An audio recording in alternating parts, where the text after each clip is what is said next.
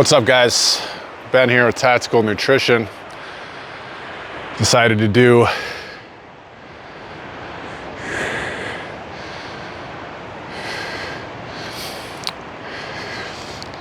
Decided to do a video in a little bit different location here today. I'm at Corbin Park in Post Falls, Idaho, but wanted to talk about carbohydrates and just give you guys some interesting data, okay? So hopefully my microphone is working here, but we wonder why people are getting overweight, and I still don't think people understand just how many carbs they're actually consuming in the form of processed sugars. So for instance, I went to Chipotle today, got a burrito. Now what I do is I get my burrito with no rice, but I get beans on there, black beans. And sometimes I think they wonder why. And guys, the idea is that I don't need, you already are getting this giant tortilla with God knows how many carbs in it. I'm not even sure, but I'd venture that there's about 60 or so in one of those tortillas. So you're already getting that. You're gonna get whatever sugars from the sauces, cheese, any of the processed ingredients, you know, what they marinate the meat in.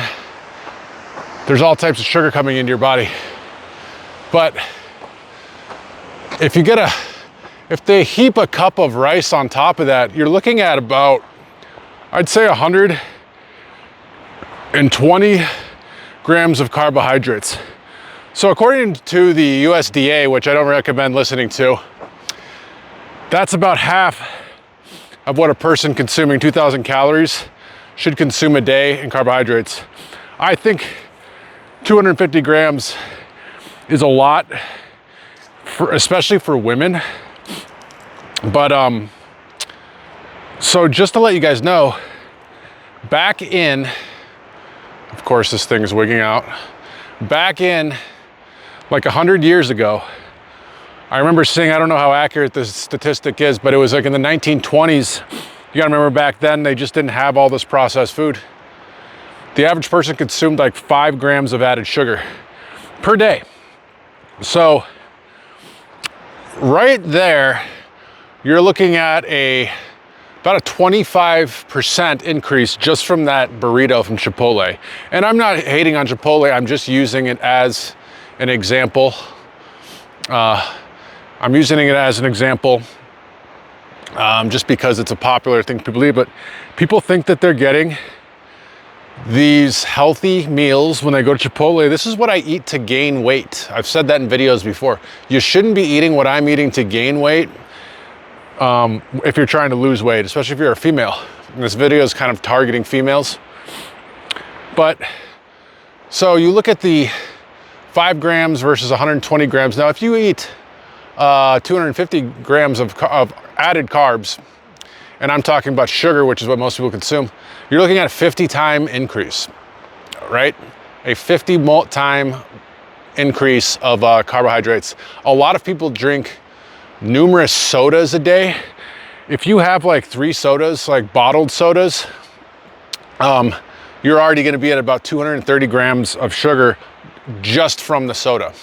So a lot of people are eating literally routinely like 400 to 500, a 100% increase in the amount of carbohydrates that they're consuming. So what I'm saying here is we've normalized this type of diet in the West. If you've ever gone to Europe, and I've done some videos on Europe before, if you ever go there, you'll notice that like in a lot of countries, there is no obesity. Like in Norway, there's no obesity at all. Anyone that's obese is actually like an American citizen or a Canadian, a Western citizen.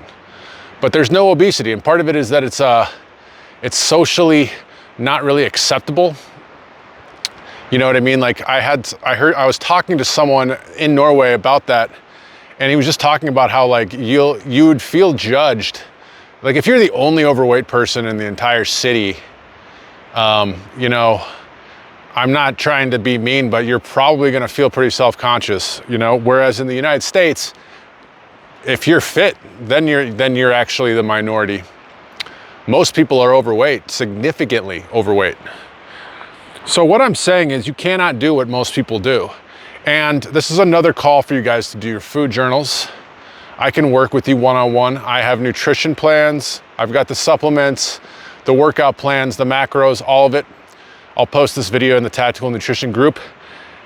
I'm not trying to be like a salesman here. I'm just saying that you should do your food journals, because almost every single person, again, I'll target women, every single person that I've had do food journals sees right away like, wow, I can't believe how low my protein was and how high my carbs were and how like maybe even low your fat was. But they usually don't even look at fat, but basically our carbohydrates and our protein are flip-flopped, because you should be consuming, if you consume a lot of protein and it's just protein, you're not going to be consuming a lot of sugar. Now, this is where we get into that argument. I am not a vegan or a vegetarian. I think red meat and eggs are great. Organic, of course, not the processed industrial meat, but if you're eating like a steak, I've always said this, it's not the steak that's making you overweight, it's the mashed potato, it's the heaping scoop of mashed potatoes or French fries that are on the side, right? It's really not the eggs. If you have like a traditional breakfast, it's like if you go, there's a little diner down the street that I go to sometimes, and it's just amazing how much potatoes they put on the plate. I mean, it's literally like 3 large potatoes or medium-sized potatoes. And potatoes, I will say, is not the worst source of protein. In fact, I think for a lot of people, if you can control it, it's one of the best sources of carbohydrate, because it fills you up. You can't really eat just a ton of potatoes, and they're cheap to find. So it's better than like pasta. The average person does not need to be like eating pasta, because if you think about it, it doesn't have much fiber, and like I could eat entire like Tupperware of pasta, and before you know it, I've consumed like 200 grams of carbs, because it doesn't fill you up, right? So you want to find, what I'm saying is like, look at your serving sizes and look at your food journals. The serving sizes here, again, I'll kind of leave you on this note, but the serving sizes in the US are monstrous. Over in Europe, and I use Europe because I use countries that are healthy, okay? Go to Spain, go to Italy, go to Norway. You can argue all you want, but those are healthier people than us, okay? And it's not just about not being overweight. It's about the physical activity, the culture, and the type of food that they eat. And the serving sizes are small. They don't let you get away with this giant heaping plate of pasta. They don't even eat a lot of pasta there. You know what I mean? They eat a lot of fish.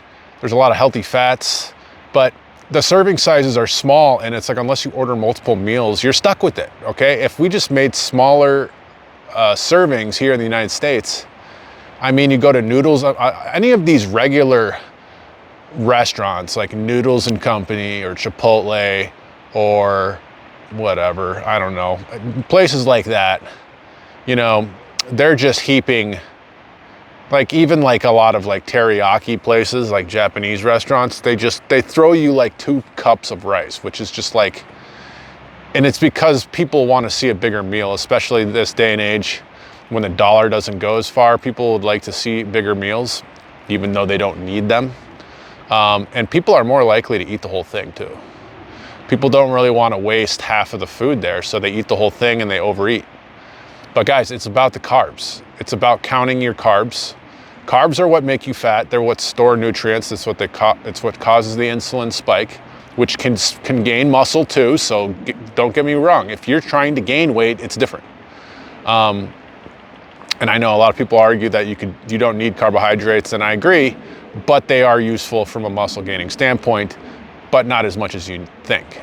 But that's a whole nother topic for another time. I just wanted to get that out there, that if you haven't already, you should do a 3-day food journal where you just write down everything you eat. There's all these apps now that you can just plug it in. You can even take pictures of food now. I don't know how accurate those are, but you can take pictures of food and it'll automatically, like, I tried it out on a couple of foods. It's pretty accurate.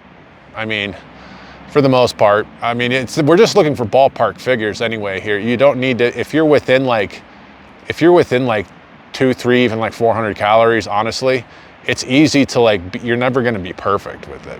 You're never gonna be super spot on unless you're measuring your food, literally weighing it. And even then, like, the serving sizes on a lot of our food are just averages. It's never gonna be the exact same. So that's why bodybuilders and people like that will weigh their food so they know exactly how much rice they're getting or chicken. But you don't have to be that good. It's just start with the plan, you know, start with the baseline of doing the food journals and just getting a ballpark. Like when I did food journals 20 years ago in college, and I really haven't done them since, very rarely, what I noticed is that I was like all over the place day to day. I was very inconsistent. I was like, my protein would be high one day and then low, and then my fats and my carbs were all over the place, so I had no consistency. And that's another problem too, because your body will not, you should give it something to adapt to. That's the whole point of a nutrition plan, is like your body kind of gets used to being fed. It learns. The body's very smart. Anyway, guys, that's all I got for you. I will talk to you in the next one.